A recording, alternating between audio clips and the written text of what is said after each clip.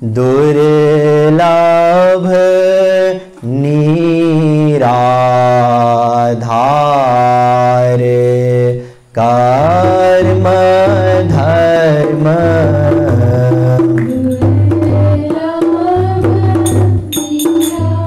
राधार कर्म धर्म दुर्लभ निराधार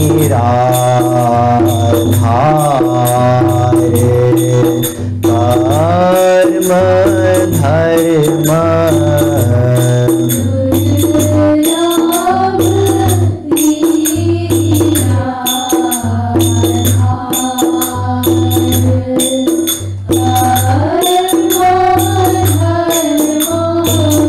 कर्म को तात्पर्य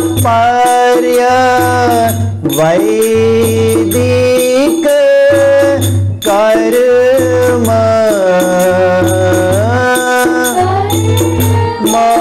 को तात्पर्य वैदिक कर्म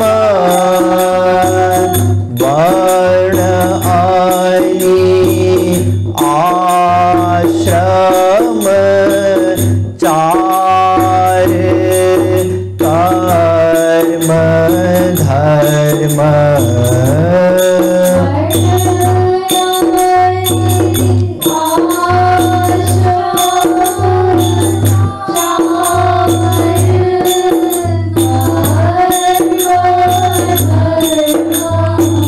संधा पहले बताइयो कर्म धर्म दुईटा शब्द छन् ध्यान दिनुस् एउटा बताइयो दुर्लभ र अर्को हो निराधार वेदमा तीनवटा काण्ड छन् वेदा ब्रह्मात्म विषयास्त्रिकाण्ड विषया इमे भागवत 11:21-35 वेद व्यासजीले बताउनु भयो वेदमा तीनवटा काण्ड छन् एउटाको नाम हो कर्म काण्ड एउटाको नाम हो ज्ञान काण्ड र एउटाको नाम हो भक्ति काण्ड उपासना काण्ड र हाम्रो समाजमा सबैभन्दा प्रसिद्धि केको छ कर्म काण्डको छ यति प्रसिद्धि छ कर्म काण्डको कि हामी कर्म काण्डलाई नै सनातन धर्मको सर्वोपरि ठान्दछौं अर्थात सबै थोक कर्म सनातन धर्मको कर्म काण्ड नै हो भन्ने ठान्दछौं अरु ज्ञान काण्डको त लगभग प्रचार नै छैन भक्तिको प्रचार छ तर अलिअलि प्रचार छ किनकि भक्तिको प्रचार विगत 500 वर्षदेखि बल्ल विशेष रूपमा सुरु भयो भने कर्मकाण्डको प्रचार प्रारम्भदेखि नै थियो अब यी तीनवटा काण्ड मध्ये जुन कर्म काण्ड हो त्यो दुर्लभ हो षड्भी संपद्यते धर्मस्तेति दुर्लभतरा कलौ दुर्लभ किन बताइयो दुर्लभ यस कारण बताइयो किनकि कर्म काण्ड गर्न सम्भव छैन कलियुगमा त्यसैले दुर्लभ बताइयो दोस्रो निराधार निराधार भन्नाले मानिलिनुस् हामीलाई समुद्र पार गर्नु छ र हामीसँग के छ हातले खियाउने एउटा ढुङ्गा छ अब हातले खियाउने एउटा सानो ढुङ्गाद्वारा के हामी महासागर पार गर्न सक्छौं र सक्दैनौं नि कर्म धर्म त्यस्तै ढुङ्गा हो यस्तो पुल हो प्लवाहेते अदृढा यज्ञ रूपा 1-2-7 मुण्डको उपनिषद वेदले बताएको छ त्यो पुल अत्यन्त कमजोर छ टेक्ना साथ भत्किन्छ त्यस्तो पुल हो कर्म धर्मको त्यसैले यहाँ बताइयो निराधार यदि कसैले गर्यो कर्म धर्म को पालना भने पनि त्यसबाट जीव भवसागरबाट पार पाउन सक्दैन त्यसैले निराधार बनियो। पहिलो त के रहेछ, दुर्लभ अर्थात गर्नै नसकिने। दोस्रो निराधार, कसैले गर्यो भने पनि बिचारा डुङ्गा खियाएर महासागर कसरी पार गर्न सक्छ। टेक्ना साथ भत्कने पुलबाट कसरी पार गर्न सक्छ, त्यसले पार पनि गर्न सक्दैन। अब यो कर्म धर्म केलाई भनिन्छ यो पनि बुझौं। दुई प्रकारका कर्म हुन्छन्, पहिले त बुझ्नुस्। एउटा लौकिक कर्म, लौकिक कर्म भन्नाले जुन हामी दिनदिनै गर्छौं, घर गृहस्थी चलाउनको निम्ति बिहान उठेदेखि बेलुका सुतिन्जेलसम्म कोही घरमा काम गर्छौं, कोही कार्यालयमा काम गर्छौं, कोही व्यवसाय गर्छौं, यी सबै लौकिक कर्म हुन्। र यहाँ जुन कर्म धर्म भनेर हामी चर्चा गर्दैछौं त्यो लौकिक धर्म होइन, लौकिक कर्म होइन, त्यो के हो, वैदिक कर्म हो। यहाँ बताइयो नि, कर्मको तात्पर्य वैदिक कर्म। वर्ण अनि आश्रम चारवटा वर्ण छन् नि र चारवटा आश्रम छन्। चारवटा वर्ण भन्नाले ब्राह्मण क्षत्रिय वैश्य शूद्र र चारवटा आश्रम भन्नाले ब्रह्मचर्य गृहस्थ वानप्रस्थ र सन्यास, यी चारवटा आश्रम। र कलियुगमा वर्ण व्यवस्था समाप्त भइसक्यो, किनकि वर्ण व्यवस्था द्वापर युगसम्मको लागि मात्रै हो। अर्जुनले गीतामा यही भनेका थिए नि, यदि युद्ध भयो भने प्रभु सबै योद्धाहरू मर्छन्, उनीहरूका स्त्रीहरू विधवा हुन्छन्, चरित्रहीन हुन्छन्, वर्ण संकर हुन्छ, अधर्म नै अधर्म हुन्छ, त्यसैले म युद्ध गर्दिन भनेका थिए कि थिएनन्? पढ्नुभयो होला गीता कहिलेकाहीँ पल्टाएर। युद्ध त भयो, युद्ध भयो भन्नुको मतलब जे अर्जुनले युद्ध भयो भने हुन्छ भनेर भनेका थिए सबै भयो, अर्थात वर्ण संकर भयो, अर्थात अब वर्ण व्यवस्था छैन। जति उता जान्छौ अलि अलि कहीं कहीं केही मात्रामा बचेको भए पनि अब छैन। यहाँले सोच्नु होला हाम्रोमा त छ, कोही ब्राह्मण छन्, कोही क्षत्रिय छन्, कोही वैश्य छन्, कोही शूद्र छन्, होइन। वर्तमान कलियुगमा वर्तमान समयमा सायद एकाध, सायद त्यो पनि ब्राह्मण होला, शायद एकाध क्षत्रिय होला, शायद एकाध वैश्य होला, शायद एकाध शूद्र होला। हामी सबै ब्राह्मण क्षत्रिय वैश्य शूद्र भन्दा पनि तल्लो स्थितिका छौं, अन्यथा नलिनु होला। किनकि शास्त्रमा ब्राह्मणमा हुनुपर्ने गुण, ब्राह्मणले गर्ने कर्म, क्षत्रियमा हुनुपर्ने गुण, क्षत्रियले गर्नुपर्ने कर्म, वैश्यमा हुनुपर्ने गुण, वैश्यले गर्नुपर्ने कर्म, शूद्रमा हुनुपर्ने गुण, शूद्रले गर्नुपर्ने कर्म, यो जुन बताइएको छ त्यस अनुसारको न त कोही ब्राह्मण छ, न त कोही क्षत्रिय छ, न त कोही वैश्य छ, न त कोही शूद्र छ। यी चारवटै वर्णका व्यक्तिहरू पूजनीय हुन्। कयौं व्यक्तिहरूको दिमागमा भ्रम छ कि ब्राह्मण श्रेष्ठ हुन्, शूद्र त अछुत हुन्, होइन। महाभारत पल्टाएर पढ्नु होला, जब युधिष्ठिरजी महाराजले राजसूय यज्ञ गराउनु भएको थियो त्यति बेला चारै वर्णका व्यक्तिहरूलाई बोलाउनु भएको थियो। चारै वर्णका व्यक्तिहरू आउँदाखेरि उनीहरूको आरती गर्नु भएको थियो र ती चारै वर्णका व्यक्तिहरूले गर्नुभएको भोजनको जुठो पत्तल स्वयं भगवान श्री कृष्णले उठाउनु भएको थियो। यो होइन कि केवल ब्राह्मणको उठाउनु भयो, होइन, चारैवटा वर्णका, चारैवटा वर्णको समान हैसियत, समान योग्यता, समान फल छ हाम्रो शास्त्रमा। यो जुन जाति पाति भन्छौं हामी, यो हाम्रो धर्मको देन होइन, धर्मको सिद्धान्तको देन होइन, त्यो हाम्रो समाजको देन हो। किन? किनकि हाम्रो मानवीय स्वभाव हो शासन गर्ने। मैले पहिलो दिन बताएको थिएँ नि, हामी शासन गर्न चाहन्छौं कुनै न कुनै बहानामा।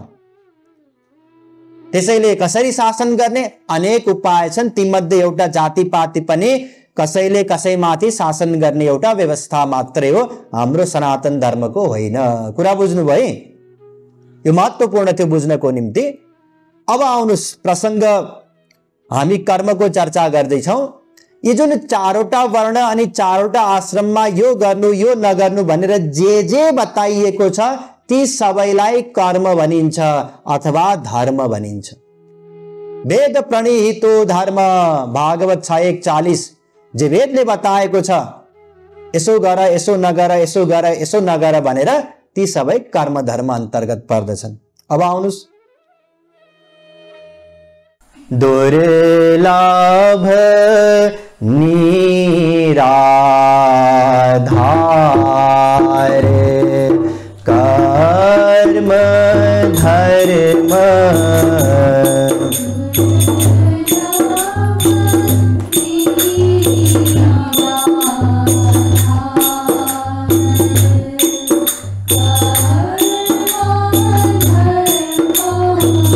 नित्य नैमित्तिक काम्य प्रायश्चित्त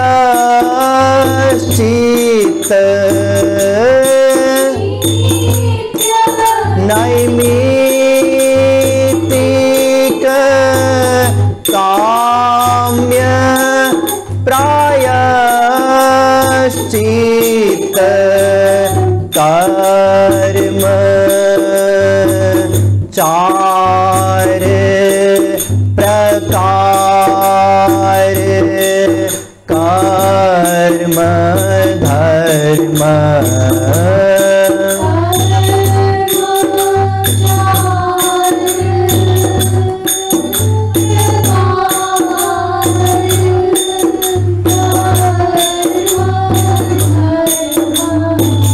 चार प्रकार का कर्म हुन्छन्। पहिलो नित्य कर्म। नित्य कर्म भन्नाले ब्रह्मयज्ञ, देवयज्ञ, पितृयज्ञ, बलि वैश्वदेव यज्ञ, अतिथि यज्ञ, यी जुन पंच महायज्ञ हुन् यी नित्य कर्म अन्तर्गत पर्दछन्, अर्थात् दिनदिनै गरिरहनु पर्ने। नैमित्तिक कर्म भन्नाले केही निमित्त हुँदा गर्नुपर्ने, ती दिनदिनै गर्नु पर्दैन। षोडश संस्कार भन्छौँ नि हामी, गर्भाधानदेखि लिएर मरिन्जेलसम्मका। गर्भ रह्यो, अब एउटा कर्म गर्नु भनेको छ। जन्मियो, जन्मना साथ एउटा कर्म गर्नु भनेको छ। नाम दिँदाखेरि फेरि अर्को एउटा कर्म गर्नु भनेको छ। यस्ता 16 मध्ये हिजो आज 2-3 वटा चलन चल्तीमा छन्। एउटा नामकरण संस्कार प्राय गरिन्छ। व्रतबन्ध आधाउधी भइसक्यो, जति बेला इच्छा लाग्यो त्यतिखेर पण्डितजीले जुराइदिनुहुन्छ। कतिपयले प्राय विवाह गर्दाखेरि नै गरिहाल्छन्। विवाह अझै पनि 70-80% अग्निलाई साक्षी राखेर नै गरिन्छ। मृत्यु गर्दाखेरि केही न केही संस्कार गरिन्छ, बस। बाँकी सबै छुटिसक्यो 16 मध्ये। र जति कलियुग अगाडि बढ्दै जान्छ त्यति यी पनि छुट्दै छुट्दै जान्छ, कसैले पनि रोक्न सक्दैन। किनकि यो कलिको माग हो, कलिको प्रभाव हो। यी हुन् नैमित्तिक कर्म। अर्को हो काम्य कर्म, कामना राखेर गरिने कर्म। जसरी भगवान राम का पिता दशरथ जी महाराजले पुत्र भएनन् नि, पुत्रको कामना राखेर यज्ञ गर्नुभयो नि त, हैन र? त्यो हो काम्य कर्म। हिजो आज काम्य कर्म प्राय गरिदैन। कहिलेकाहीँ साह्रै दुखी भएर हात चिना देखाउँदाखेरि पण्डितजीहरूले तपाईँको ग्रह दशा लागेको छ, अलिकति शान्त पार्नको लागि एउटा कर्म गर्नुहोस् भनेर भने काम्य कर्म त्यति मात्रै गरिन्छ। प्राय काम्य कर्म कसैले पनि गर्दैन। अरू सबै काम्य कर्मको लगभग लोप भइसक्यो र यो पनि लोप हुन्छ पछि। र अर्को प्रायश्चित्त कर्म, अर्थात् वेदले नगर्नु भनेका कर्महरू हुन गयो भने, निषिद्ध गरेका कर्महरू केही हुन गयो भने फेरि त्यसको पापबाट चोखिनको निम्ति प्रायश्चित्त गर्नको लागि जे कर्म गरिन्छ त्यसलाई भनिन्छ प्रायश्चित्त कर्म। हिजो आज प्रायश्चित्त कर्म पनि कुनै पनि हुँदैन। र यी 4 प्रकारका कर्म हुन्। र यी 4 प्रकारका कर्म गर्दा जे जसरी हामी गरिरहेका छौं हिजो आज धेरथोर, ती सबै गलत गरिरहेका छौं, सरासर गलत गरिरहेका छौं। किनकि अगाडि आउनुस्, दुर्लभ निराधार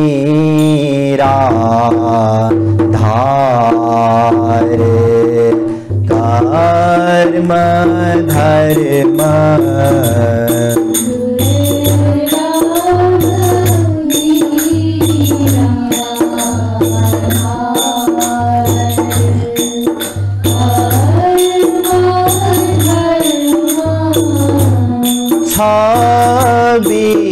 विधियुक्त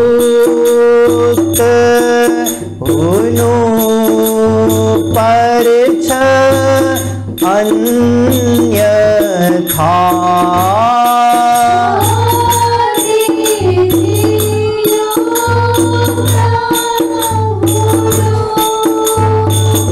परछ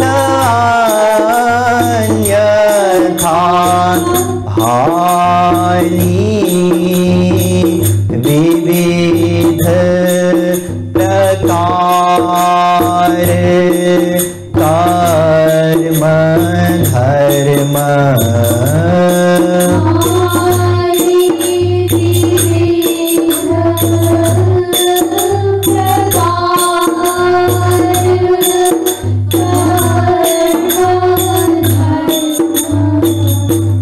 छ विधि युक्त हुनुपर्छ कर्म गर्नको निम्ति। मानिलिनुस् एउटा हवाईजहाज बनाउनु पर्यो। अब ढाँचा मात्रै बनाएर मैले हवाईजहाज बनाइदिएँ भनेर त्यो हवाईजहाज बिग्छ र बिग्दैन नि त। त्यो हवाईजहाज उड्ने पनि त हुनु पर्यो। त्यसमा त लगभग लाखौं पार्ट पुर्जा चाहिन्छ।